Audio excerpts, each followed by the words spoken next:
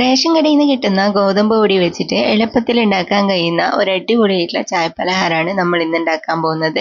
നമുക്ക് വൈകുന്നേരം ചായന്റെ കൂടെയെല്ലാം കഴിക്കാനും അതുപോലെ തന്നെ സ്കൂൾ വിട്ട് വരുന്ന കുട്ടികൾക്കെല്ലാം എളുപ്പത്തിൽ ഉണ്ടാക്കി കൊടുക്കാൻ പറ്റുന്ന ഒരു പലഹാരമാണ് കേട്ടോ ഇത്. അപ്പൊ അതിന് വേണ്ടിയിട്ട് നമ്മൾ 1 കപ്പ് ഗോതമ്പ് പൊടി എടുത്തിട്ട് ഇതുപോലെ വറുത്തെടുക്കുക. ഫ്ലെയിം നല്ലപോലെ കുറച്ച് വെച്ചതിന് ശേഷം കൈവിടാതെ നന്നായിട്ട് ഇളക്കി മിക്സ് ആക്കി കൊടുക്കുക. ഒരു 4-5 മിനിറ്റെങ്കിലും നമ്മൾ ഇതുപോലെ നന്നായിട്ട് വറുത്തെടുക്കണം.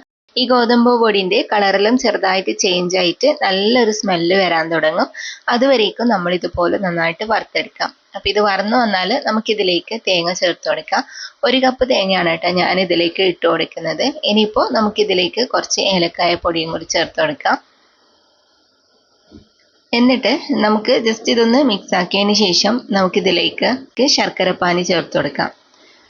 1.5 ശർക്കരയിൽ 1 കപ്പ് വെള്ളം ഒഴിച്ചിട്ടാണ് ഞാൻ ഉരുക്കിയെടുത്തത്. എന്നിട്ട് നമുക്കിത് ഇതുപോലെ കുറച്ച് കുറച്ചായിട്ട് ഇതിലേക്ക് ആഡ് ചെയ്ത് കൊടുത്തിട്ട് ഇതുപോലെ നന്നായിട്ടൊന്ന് മിക്സ് ആക്കി കൊടുക്കാം.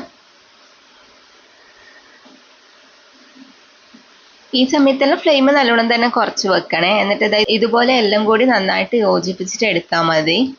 അപ്പൊ കുറച്ച് സമയം കഴിയുമ്പോൾ തന്നെ ഇതുപോലെ നന്നായിട്ട് കുറുകി പാനിൽ നിന്നൊക്കെ വിട്ട് വരാൻ തുടങ്ങും. ആ സമയത്ത് നമുക്ക് ഇതിലേക്ക് നെയ്യ് ചേർത്ത് കൊടുക്കാം. നെയ്യ് ചേർത്താൽ നല്ലൊരു ഫ്ലേവർ ആണ് കേട്ടോ ഈ ഒരു സ്നാക്കിന്. അപ്പൊ 2 ടീസ്പൂൺ നെയ്യും കൂടി ഞാൻ ഇതിലേക്ക് ഇട്ട് കൊടുക്കുന്നുണ്ട്. ഇനി നമുക്ക് ഇതെല്ലാം കൂടി നല്ലപോലെ ഒന്ന് യോജിപ്പിച്ചിട്ടെടുക്കാം. അപ്പൊ ഇത് ഞാൻ നല്ലപോലെ യോജിപ്പിച്ചിട്ട് എടുത്തിട്ടുണ്ട്. ഇനിയിപ്പോൾ ജസ്റ്റ് ഒന്ന് ചൂടാറാൻ വേണ്ടിയിട്ട് വെക്കാം. ചെറുതായിട്ടൊന്ന് ചൂടെല്ലാം പോയി കഴിഞ്ഞാൽ നമുക്ക് ഇതിൽ നിന്ന് കുറച്ച് കുറച്ചായിട്ട് എടുത്തിട്ട് ഇതുപോലെ ഉരുളകളാക്കിയിട്ട് വെക്കാം. അപ്പൊ ഇതുപോലത്തെ ചെറിയ ചെറിയ ഉരുളയാണ് കേട്ടോ ഞാൻ ഉണ്ടാക്കുന്നത്.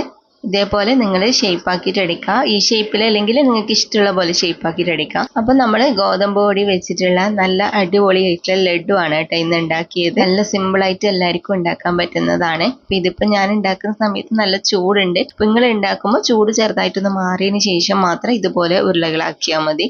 അപ്പൊ ഞാൻ എല്ലാം ഇതുപോലെ ആക്കി വെച്ചിട്ടുണ്ട്. നല്ല ടേസ്റ്റാണ് ഇത് കഴിക്കാൻ. നല്ല സിമ്പിൾ ആയിട്ട് ഉണ്ടാക്കാൻ പറ്റുന്നതുമാണ്. അപ്പൊ എല്ലാവരും ട്രൈ ചെയ്തിട്ട് ഫീഡ്ബാക്ക് അറിയിക്കാം. ഇന്നത്തെ റെസിപ്പി നിങ്ങൾക്ക് എല്ലാവർക്കും ഇഷ്ടമായിട്ടുണ്ടാവും എന്ന് വിചാരിക്കുന്നു. വീഡിയോ ഇഷ്ടമായാൽ മറക്കാതെ ലൈക്കും ഷെയറും കമന്റും ചെയ്യാം. ഇതുപോലുള്ള വെറൈറ്റി റെസിപ്പികൾ കാണാനായിട്ട് നമ്മുടെ പേജ് ഫോളോ ചെയ്യാൻ മറക്കരുത്.